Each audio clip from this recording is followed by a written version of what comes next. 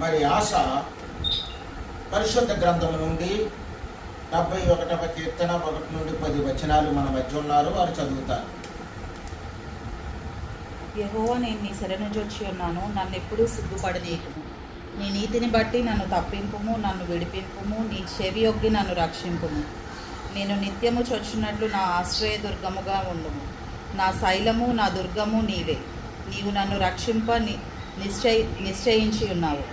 నా దేవా, భక్తిహీనుల చేతిలో నుండి నన్ను రక్షింపుము.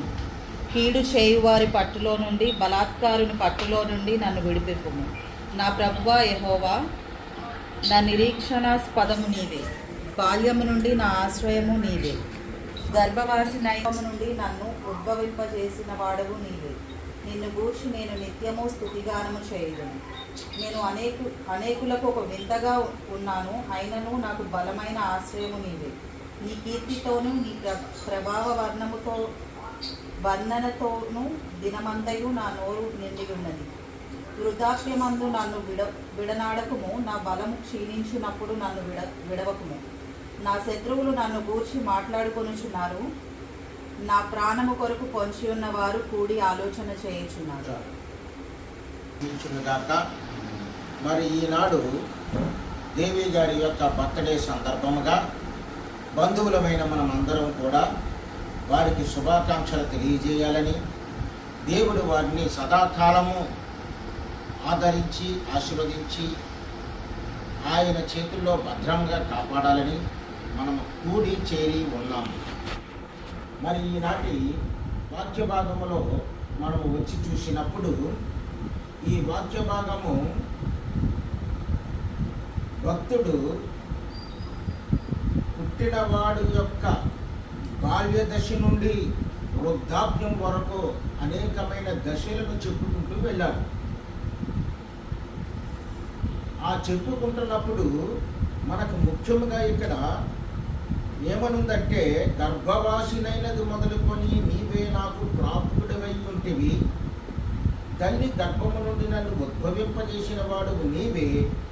నిన్ను గూర్చి నేను నిత్యము స్తుతిగానము చేసేదను.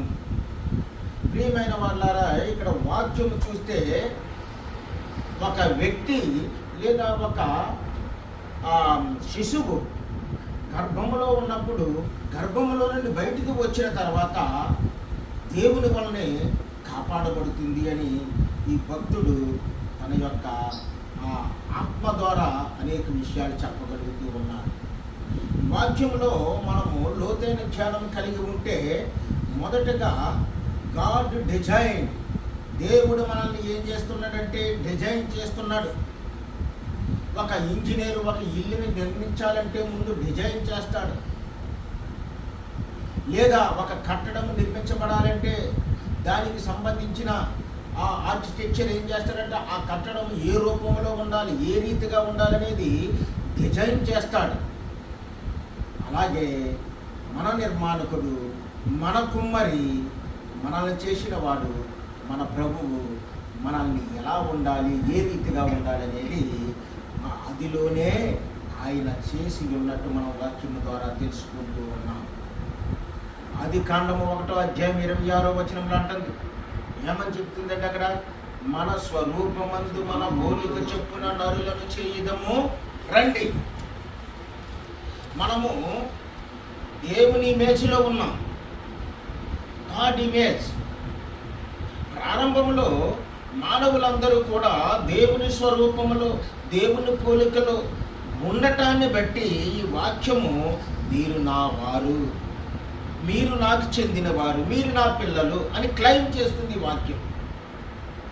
అందుకంటున్నాడు కదా, మనము దేవుని పిల్లలమై ఉన్నాం. మనం ఎవరమై ఉన్నామండి? దేవుని పిల్లలమై ఉన్నాము. అంటే దేవుడు మనల్ని ఏం చేశాడంటే డిజైన్ చేశాడు. ఒక చక్కని రూపముతో, ఒక చక్కని ఆకారముతో, ఒక చక్కని ఆలోచనతో, చక్కని ఆయుష్తో మనల్ని ఏం చేశాడు? దేవుడు డిజైన్ చేశాడు. ఇక రెండవదిగా మనం చూస్తే, దేవుడు మనల్ని క్రియేట్ చేశాడు. డిజైన్ వేరు. డిజైన్ ఎక్కడ చేస్తాడు? పేపర్ మీద చేస్తాడు ఒక ఇంజనీర్. అక్కడ బ్లూ ప్రింట్ ఒకటి ఉంటుంది. బ్లూ ప్రింట్ ఒక పేపర్ మీద చేస్తున్నాడు ఒక ఇంజనీర్, లేదా ఒక అద్భుతంగా ఒక నిర్మాణాన్ని చేసే నిర్మాణకుడు. అయితే క్రియేషన్ అనేది ఏమిటంటే తన చేతులతో దాన్ని చెక్కటం. అని చేతులతో చెక్కటం. నేల మట్టితో నరులు చేశాడు. ఆ నేల మట్టిని తీసుకొని మనం చూస్తూ ఉన్నాం కదా, ఈ పైన ఉండే నేల మట్టి కాదు, భూమి అగాధ జలములలో నుండి నన్ను ఉద్భవింపజేసినప్పుడు నీవు దాన్ని చూసితివి కదా అని దేవుని వాక్యం చెబుతుంది. అంటే భూమి యొక్క కోర్ ఎక్కడైతే ఉందో, ఈ ఎర్త్ కోర్ కేంద్రం ఎక్కడైతే ఉందో అక్కడ ఎట్లాంటి మట్టిని తీశాడంటే దేవుడు మలినము లేని, అశుద్ధము కానీ, ఏ మురుకు కానీ శ్రేష్టమైన మట్టిని తీసి ఆ మట్టి ద్వారా ఒక క్రియేషన్ చేశాడు. నిర్మాణకుడైన, సృష్టికర్త అయిన ఒక క్రియేషన్ చేశాడు. ఆ క్రియేషన్ మామూలు క్రియేషన్ కాదు. ఆ క్రియేషన్ ఏమిటంటే ఆయన పోలికలో, ఆయన స్వరూపమందు నరుని చేశాడు. అనగా మనమందరము కూడా ఒక్కప్పుడు ఆయన పోలికలో, ఆయన స్వరూపములో ఆత్మీయముగాను ఆయన గుణగణాలతోనూ నిండి ఉన్నవారు. ఆయన గుణగణాలతోనూ నిండి ఉన్నవారు. అందుకే అంటున్నారు కదా, కొలస్సీలకు రాసిన పత్రిక 3వ అధ్యాయము 9వ వచనము, అనగా ప్రాచీన స్వభావమును దాని క్రియలతో కూడా మీరు విసర్జించి పరిత్యజించి జ్ఞానము కలిగిన నిమిత్తము సృష్టించిన వాని పోలిక చొప్పున నూతనపరచబడుచున్న నవీన స్వభావమును ధరించుకొని ఉన్నారు. ఎప్పుడైతే ఆ క్రియేషన్ సాతానుడు పాడు చేశాడో, మరి పాడైన మానవుణ్ణి దేవుడు వదలలేదు. ఆయన కుమారుడిగా వచ్చి ఆయన ఏం చేశాడంటే నూతన స్వభావం ఇవ్వటం ద్వారా, మారు మనసు ఇవ్వటం ద్వారా, పశ్చాత్తాపము కలిగించటం ద్వారా, పరిశుద్ధపరచటం ద్వారా, అంటే justification, purification and also glorification, ఈ మూడింటి ద్వారా ఏం చేస్తున్నాడంటే ఆయన మనల్ని నవీకరిస్తున్నాడు. అంటే రెన్యూల్ చేయటం, కొత్తదానిగా మార్చడం చేస్తూ ఉన్నాడు. ఈ విధంగా దేవుడు సృష్టించిన వాని పోలిక చెప్పున మరలా తిరిగి ఏ పోలికైతే మనము పొంది పోగొట్టుకున్నామో, మన పూర్వీకులు పొంది పోగొట్టుకున్నారో, అటువంటి పోలికలోనికి మరలా ప్రభువైన యేసుక్రీస్తు ద్వారా దేవుడు తీసుకొస్తూ ఉన్నాడు. ఇక తర్వాతగా చూస్తే మనము గాడ్ బ్లెస్సింగ్ పీపుల్స్, మనం ఏం చేస్తున్నాం? దేవుడి చేత ఆశీర్వదింపబడిన ప్రజ. మీరు నా స్వజనమై ఉన్నారు, మీరు నా జనాంగమై ఉన్నారు, మీరు నా పిల్లలై ఉన్నారు. ఇవన్నీ కూడా దేవుడు మనకు పెడుతున్న పేర్లు. కాబట్టి ఇక్కడ మనము చూసినప్పుడు దేవుడు మనల్ని ఎంతగానో బ్లెస్ చేస్తూ ఉన్నాడు. చూడండి, కీర్తన 128వ కీర్తన 1 నుండి 15 వరకు పుట్టినరోజు కోసం చదువుతూ ఉంటుంటారు ఈ కీర్తన. యెహోవా యందు భయభక్తులు కలిగి ఆయన త్రోవల యందు నడిచే వారందరూ ధన్యులు. మనం ఎలా ధన్యులమాట? ధన్యులు అంటే ఇక్కడ అర్థం ఏంటంటే హైలీ బ్లెస్డ్ పీపుల్స్, ఎంతో ఆశీర్వాదం పొందిన ప్రజ అని అక్కడ అర్థం.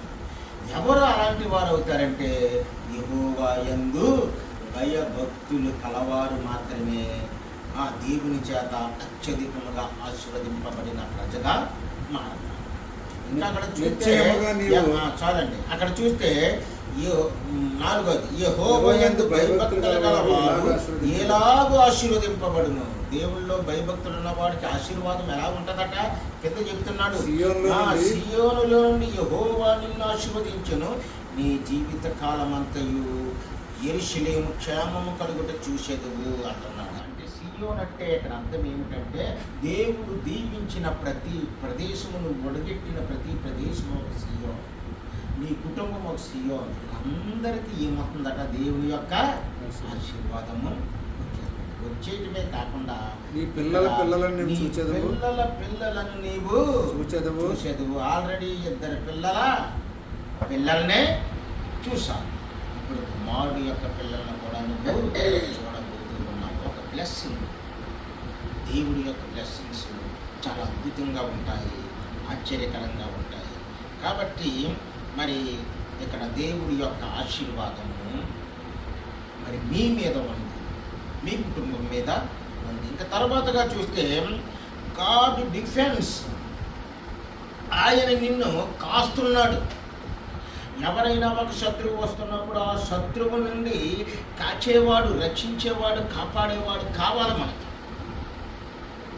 దావీదు అంటాడు, నా దేవా నన్ను రక్షించనేరకి ఉండినట్లు అని అంటున్నాడు ఆయన కీర్తనలో. నా అర్థధ్వని వినకుండినట్లు అంటున్నాడు కీర్తనలో. ఎందుకంటే ఆయనకి ఆపద వచ్చింది, ఆయనకి కష్టం వచ్చింది, బాధ వచ్చినప్పుడు కాపు కాసేవాళ్ళు మనకి ఉండాలి. మరి మనం ఎక్కడున్నారు కాపు కాసేవాళ్ళు? ఎవరున్నారంటే మన దేవుడే మనకు అండగా ఉన్నాడు, మన దేవుడే మనకు తోటగా ఉన్నాడు, మన దేవుడే మనకు చుట్టూ కంచిగా ఉండి కాపాడుతూ ఉన్నాడు. అందుకే ఏ అపాయము నీ గుడారమునకు సమీపించు, నీ రాకపోకలందు యెహోవా నిన్ను కాపాడును అనే వాక్యంలో కూడా మనము చూస్తున్నాం. మనం ఎక్కడికి వెళ్ళినా సరే దేవుడు మనల్ని కాపాడతాడు. ఇంటి నుండి బయటికి వెళ్ళినప్పుడు, బయట నుండి ఇంట్లోకి వస్తున్నప్పుడు ఆయన దీవెన, ఆయన కాపుదల మనకి ఉంటుంది. ఇంకా గాడ్ ఫర్గివ్, దేవుడు మనల్ని ఏం చేస్తున్నాడు? క్షమిస్తున్నాడు. ఉదయం లేచిన దగ్గర నుండి నేను నిష్ఠగా ఉంటున్నాను, నేను చాలా పవిత్రంగా జీవిస్తున్నాను, లేదు ఏ భేదము లేదు, అందరూ పాపము చేసి దేవుడు అనుగ్రహించి మహిమను పొందలేకపోతున్నారు. క్లెయిమ్ చేస్తున్న వాక్యం ఏమిటంటే రోమీయులకు రాసిన పత్రిక 3:23. మరి అందరూ పాపులే అని దేవుని వాక్యం చెప్తూ ఉన్నప్పుడు ఆ పాపులకు రక్షణ ఎవరి నుండి వస్తుందంటే యేసు అనగా రక్షకుడు, యెహోవా నిన్ను రక్షించునని అర్థం.